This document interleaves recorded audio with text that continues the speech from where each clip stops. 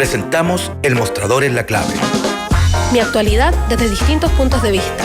Un espacio para discutir bien informada. El Mostrador en la Clave, con el equipo de El Mostrador. La Clave me escucha. Estamos ya con Santiago Escobar. ¿Cómo estás, Santiago? Hola, buenos días, Fernando. Bien, gracias. Y también con Héctor Cosio. Héctor, ¿qué tal? Muy bien, acá estamos, Fernando. Oye, déjame, antes de meternos a la coyuntura total, aprovecharte, Héctor, que tú escribiste el reportaje sobre el hackeo que hubo a las claves únicas. Sí. ¿Has seguido de cerca eso? ¿Qué ha pasado ahí? Mira, la autoridad sigue, digamos, con una diluida información respecto de la gravedad del tema. Luego que nosotros publicamos y dimos a conocer de que se habían producido, digamos, esta sustracción de datos, bueno, la autoridad de la moneda trató de bajar el perfil, diciendo de que no se trataban de las claves, sino que eran de, más o menos, que eran procedimientos y eran temas muy técnicos los que se habían sustraído, cosa que la verdad dista mucho de lo que nosotros hemos podido, digamos, informarnos. Lo que habría ocurrido en esa oportunidad fueron una sustracción durante 5 horas, hubo sustracción de datos y no afectó solamente a aquellos datos que emanan de la clave única. Hay otras aplicaciones que también manejan documentos oficiales que también fueron sustraídos y fueron robados. Imagínate, durante 5 horas tienes a personas, digamos, que de manera ingresan, al parecer, con una cuenta real, una cuenta interna, o se la consiguieron, o también existe la posibilidad de que pudo haber sido aquí una sustracción de información digital con la complicidad de alguien interior. Eso es una hipótesis que se está manejando, porque ingresan estas personas con una clave real y se produce, como te decía, durante 5 horas esta sustracción. Eso te demuestra dos cosas. Primero, que de ciberseguridad y de protección de datos sensibles hay bien poco o casi nada, porque si no logras detectar que digamos que hacker está entrando a tu sistema y no te arroja ninguna alarma, y por lo demás estás durante 5 horas sacando información sin que nadie lo logre advertir, habla de una falla de seguridad gravísima. Y lo segundo es que efectivamente sobre la gravedad de estos datos, sobre cómo se están siendo utilizados, porque hay que recordar que cuando se entera la autoridad, digamos, que han sido hackeados y han sido robados, cuando les mandan un pantallazo, le dijimos, oye, estuvimos aquí dentro de ustedes y le robamos esta información, y ellos le describen la cantidad de información que le secuestran. Es ahí donde el gobierno digital se da cuenta que tuvo una falla de seguridad severa, y además también salieron por Twitter en algunas páginas que se utilizan para poder publicar esta información que ha sido sustraída. Ahí se publicaron documentos y se dio a conocer que las instituciones más afectadas, entre ellas estaba el Poder Judicial, y bueno, yo en este momento no los recuerdo todos, pero por lo menos 5 organismos del Estado dependientes de la Administración Central eran los que habían sido, digamos, más fuertemente hackeados. Pero parece que la verdad que no le importa mucho al gobierno tener una seguridad, digamos, bien implementada. Pero básicamente lo que se pidió fue que se cambiara la clave. O sea, se registró el hecho, se registró que lo que ustedes plantearon era correcto, y básicamente de que se pedía cambio de clave, ¿no? Exacto. O sea, mientras públicamente se afirmaba que esto no comprometía la clave única, todos los organismos del Estado, inmediatamente sacamos nosotros la publicación, mandaron oficios internos, que fueron publicados también, donde se recomendaba con carácter de urgente cambiar las claves. Sí. Bueno, noticia en desarrollo todavía, porque yo me imagino que este tipo de cosas, si es que va a tener alguna trascendencia, no la tiene tan inmediatamente. Debería, porque estamos hablando de la seguridad de los documentos oficiales. O sea, hoy día, y lo sabemos, muchos, digamos, de los problemas que, incluso de los problemas bélicos que se pueden dar, digamos, en esta era que nos toca vivir, emanan de una seguridad digital. Hoy día tener una seguridad digital robusta es el mínimo común que debiesen tener los estados. Más aún si es que todo está siendo digitalizado. Exactamente. Chavo, ¿cómo estás tú? Bueno, yo aquí escuchándolos muy atentamente, o sea, contándoles que desde lo microsocial, la escoba que hay en el Poder Judicial es mayúscula, porque se van a las pailas todos los juicios, los procesos que tienen que operar en el momento, ¿me entiendes? O sea, los impactos micro que no se notan, que no se pueden reportear, pero que uno los conoce, digamos, por razones profesionales, etcétera. Es decir, cuando tenés que empezar a cambiar las claves para presentar un escrito porque con la anterior clave te la dejaron nula, estáis mal, o sea, estáis perdiendo plazo, en fin. Entonces, yo de verdad creo además que se viene repitiendo, no hay que olvidarse que desde que ocurrió el afer de el Banco de Chile, que fue mal informado, claro, que fue mal informado, en fin, qué sé yo, que se habían perdido 10 millones de dólares, pero aparentemente no fue así, fue mucho más, en fin. El Banco Estado también ha sido hackeado, hubo una explicación en semanas atrás, el registro civil ha tenido problemas, y ahora la clave única. Bueno, y estamos en el mes de la ciberseguridad, pues, amigo. Octubre es el mes de la ciberseguridad en el país. Yo lo dije la otra vez, tenemos monolitos antes de ganar la batalla, que la cosa que se hace. Bueno, tenemos un mes de la ciberseguridad, pero no tenemos ciberseguridad. Esa es la verdad, es débil y no se nota, pero lo que tú dices, Fernando, noticia en desarrollo, la gente se va dando cuenta cuando tienen que operar cosas. Hay una gran cantidad de cosas que se operan con la clave única y entonces en esa relación el solo hecho de tener que cambiar y tener que darse cuenta o que te notifiquen que tienes que cambiar o que la gente cambie, te altera, ¿no?, el funcionamiento del sistema y bueno, tiene efectos inmediatos en muchas de las gestiones que se hacen, pago de impuestos, relaciones con la tesorería, con impuestos internos, etcétera, ¿no?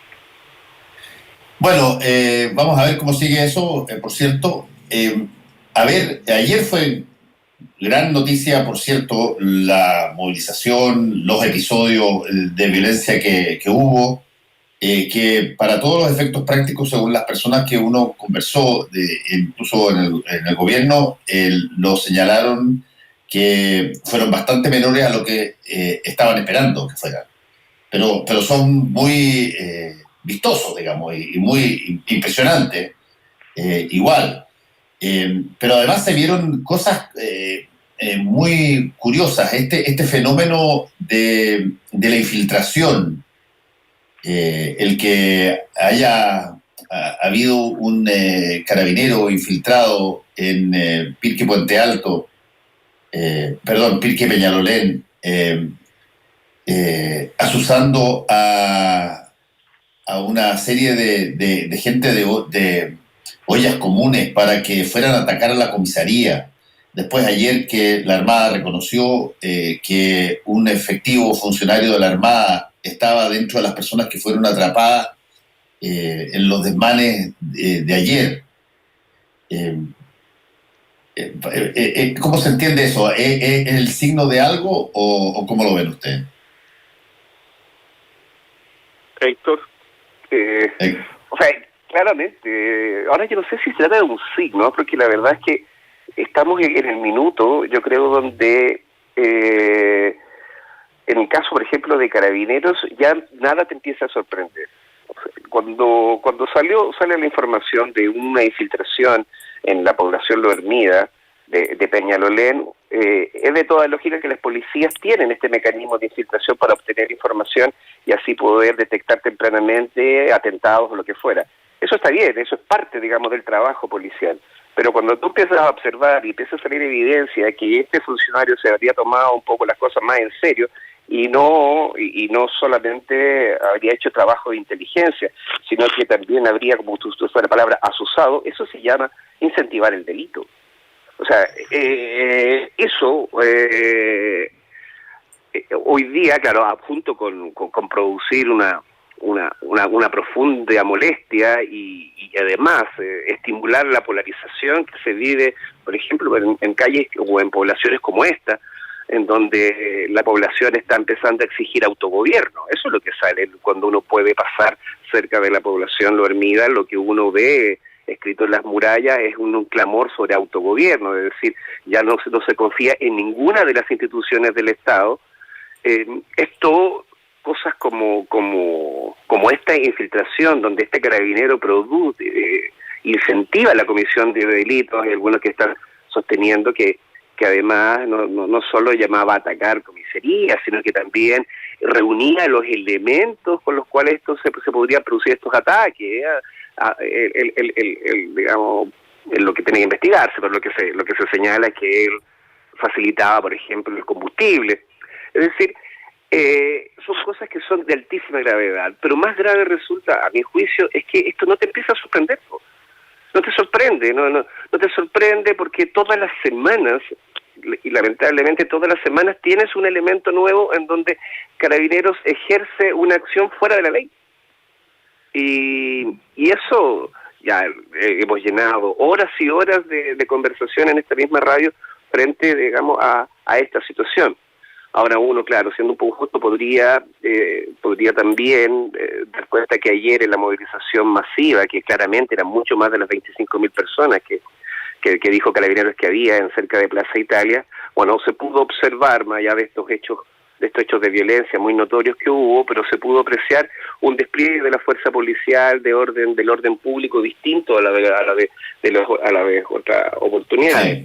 Eso, digamos, creo que es valorable y por ahí podríamos encontrar el camino. Ojalá, digamos, que esto se mantenga y no haya sido solamente una práctica para no quedar en la escoba precisamente este 18 de octubre.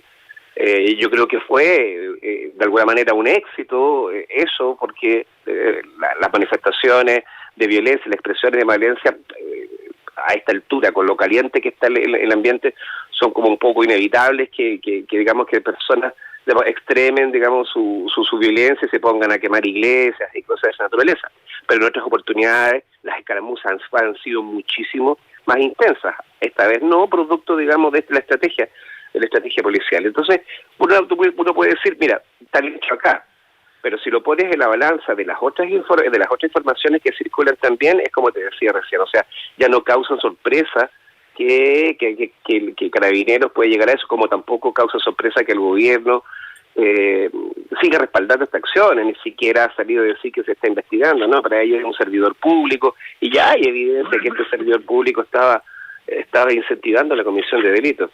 Ahora, lo respecto de la Armada, la Armada sacó un comunicado rápidamente diciendo que hay que esperar que se investigue, y en el caso de que se encuentre responsabilidad de este funcionario, de este cabo de que creo que tenía digamos, operaba en Concón, bueno, me imagino que van a caer sobre él todas las responsabilidades administrativas. Eso, cuando escuché al ministro de Defensa, Mario Desbordes, decir que este sujeto que había sido detenido, que se reconoció, era funcionario de la Armada, y no tenía nada que ver con inteligencia ni infiltración, yo tengo que reconocer, porque soy viejo en ese sentido y fanático de la serie que alguna vez funcionó desde el blanco y negro, que me acordé inmediatamente de las frases introductorias de Misión Imposible, que siempre llegaba el señor Phelps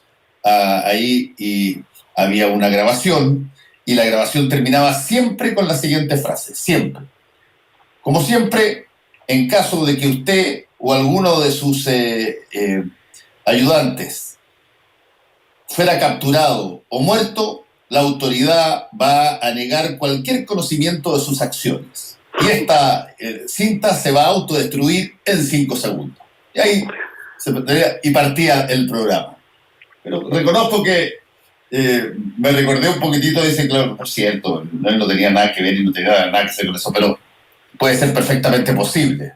Pero me trajo reminiscencias de una de las series más extraordinarias que se crearon de entretención, sí, político thriller, como era Misión Imposible, la en blanco y negro, no las películas de Tom Cruise. De Tom Cruise, sí. Mi impresión es que todos esos casos son personal de inteligencia.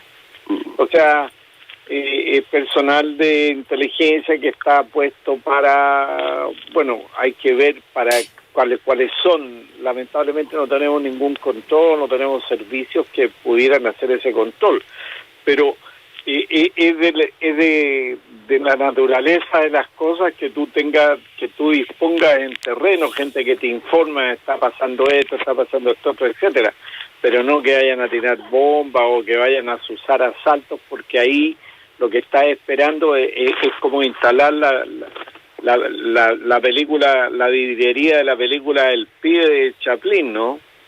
En que Chaplin tenía y vendía, colocaba vidrio, era un vidriero en un barrio pobre además, y entonces como no tenía muchos clientes, contrataba a un cabro chico para que fuera a quebrar... Claro, fuera a quebrar los vidrios.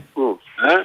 Famoso, o sea, es viejo el tema, o sea, si tú necesitas demostrar, si uno lee, yo leí de verdad con bastante malestar el discurso del general director de Carabineros que apareció con el ministro demostrando dónde estaban los delincuentes, porque lo que hizo Carabineros ayer fue un perímetro y hizo un cerco perimetral, o sea, distribuyó perimetralmente. Es lo mismo que hacen en las cárceles, se cuida perimetralmente y adentro lo administran los reos. Eso es lo que pasa en las cárceles malas, digamos. No hay control del orden interno, pero sí hay control perimetral. Bueno, en Carabineros ayer fue así. O sea, hubo un cambio de establecer una línea de frente, ¿no es cierto? Y por eso la primera línea de los otros, etcétera. Lo que se hizo fue un cerco, pero se dejó que los manifestantes manejaran internamente, y ahí bastan unos pocos para hacer incendiar 2 iglesias que están a 100 metros una de la otra. O sea, para mí, mira, los dejaron, necesitaban que se viera, era como la percepción de que se necesitaba que hubiera algo que demostrara que habían unos delincuentes, unos verdaderos delincuentes, y yo pensé en algún momento que estaban pensando incendiar porque había información que circulaba, estaban pensando incendiar también el Hotel Crown Plaza, que estaba vacío porque lo saquearon y no sé. Entonces, aquí hay, a mi modo de entender, una serie de cosas que no resultan muy coherentes, sobre todo por lo siguiente. Mira, el día viernes en la noche, hubo ya, el sábado en la noche, perdón, o sea, el día anterior, en algunos lugares periféricos hubo manifestaciones de que la cosa podía ser dura, pero focal, absolutamente focal, pero dura. Por lo tanto, yo diría que cuando durante todo el día lo que estuvo pasando en torno al foco noticioso de la Plaza Italia fue bastante normal, porque fue la gente que va realmente a protestar, que van con los niños, que van pero hubo como un espacio para que llegaran los grupos anarcos, hasta con picota a picarle el pavimento para sacar piedras. O sea, hacemos cercos sanitarios, hacemos muchas cosas a través de todo el país, pero somos capaces de prevenirlo, ¿cierto? Y de hacer realmente un control de movilización en la ciudad que permite evitar, porque sabemos que la violencia en situaciones de pequeños grupos es más crepuscular que de día. No se produce tanto a las 12 del día, sino que se produce a las 7 de la tarde. Y si tú tomas medidas, desde ese punto de vista, las dos iglesias no se habían quemado. Es imposible que te quemen esas iglesias si tú no los abandonas, digamos, como símbolos, ¿no es cierto? Y que son simbólicamente muy impactantes la quema, sobre todo de la Asunción, de la iglesia de la Asunción, la que estaba en Vicuña Maquena. Entonces, no sé, yo tengo un cierto malestar y reconozco que el foco fue mucho menor. En general, la gente está en general orientada a otra cosa. Pero tengo la sensación de que hay un residuo, eso sí, y eso es un tema con el que la democracia va a tener que vivir, en la gente. O sea, hay un residuo marginal, violento, dispuesto a hacer cualquier cosa y que está en los extremos, ¿no? Está en los extremos de la sociedad, y entonces son poquitos los grupos que pueden de verdad producir y que generan el discurso como el que dio Rosas anoche. Queda demostrado quiénes son los delincuentes, o sea, los que se movilizan por el apruebo, los que se movilizan. Entonces, tengo la sensación de que la búsqueda de la espectacularidad, para que estuviera completo, tenía que haber despanes y algunos saqueos. Porque sí, pero es la mejor publicidad que podría tener la gente que está por el rechazo. Tengo la sensación, de verdad, no tengo ningún dato específico, y creo que la disposición táctica de Carabineros lo demuestra un poquito. O sea, hagamos el círculo, controlemos perimetralmente, pero dejemos que adentro pase cualquier cosa. Sí, yo tengo la impresión, por lo que incluso me dijeron gente del gobierno, que ellos veían, ellos pensaban que iba a ser muchísimo más fuerte que lo que pasó, pero, por cierto, los eventos que ocurrieron son graves, que quemar 2 iglesias, etcétera, no es una cosa baladí, y desde el punto de vista de la ciudadanía, se habló que es una de esas típicas cosas que son estándar aquí en Chile. Ya no causan sorpresa a nadie. Tú puedes poner 200.000 personas protestando contra cualquier gobierno, cualquiera, de cualquier signo. Puedes contarlo, puedes haberlo, llevado tú mismo a un lugar y saber con total constancia que son 200.000 personas y te van a decir que son 25.000. Y que es una manera de intentar minimizar las cosas sobre la base de la mentira formal. Claro, que son muy contradictorias, Fernando, porque te minimizan la cantidad de gente y te maximizan los hechos violentos. Exacto. O sea, los hechos son gigantescos, pero la hicieron una minúscula parte de otra minúscula cantidad de gente que estaba. Pero tiene que ser espectacular para que funcione. Sí. Bueno, yo creo que hay ahí un relato, hay un show, o sea, yo no sé. Ahora, fue menos gente que las veces pasadas, sin duda, porque todavía estamos en un contexto de pandemia, mucha gente, claro. Pero funciona muy bien que la propia gente, al interior, digamos, de la masividad, también se produjera un espacio, digamos, de protesta pacífica, es decir, darle la oportunidad a que la gente también delimite su propio espacio en función de una protesta. Eso me parece, digamos, que habla muy bien de la organización de la gente que no sabe hacer desmanes, desde luego, porque cuando se te tiran encima a paliarte se producen también muchos otros eventos, pero cuando también la propia gente se controla a sí misma en función, digamos, de un objetivo común, en este caso conmemorar el 18 de octubre, habla que efectivamente la gente que se junta masivamente no son todos los delincuentes y no son tampoco como lo plantea el general Rosa. La gente efectivamente se autocontrola.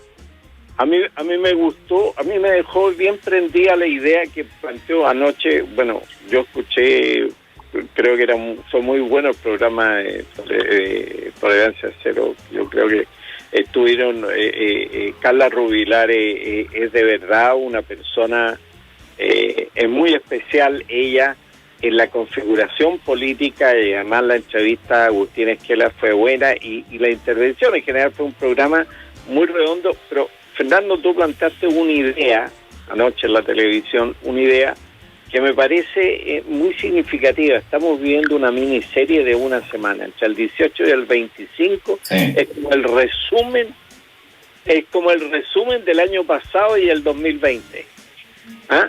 Es un año en una semana. O sea, es muy buena la imagen sobre la compresión entre lo que ocurrió ayer y la salida constitucional del 25. Y entonces es historia comprimida, y me parece que es muy interesante fijarse en lo que va a pasar la próxima semana. O sea, esta semana, en realidad. Esta semana que ya estamos haciendo. A ver, hagamos una pequeña pausa y seguimos conversando con el mostrador en la clave. Si el reloj marca el mediodía...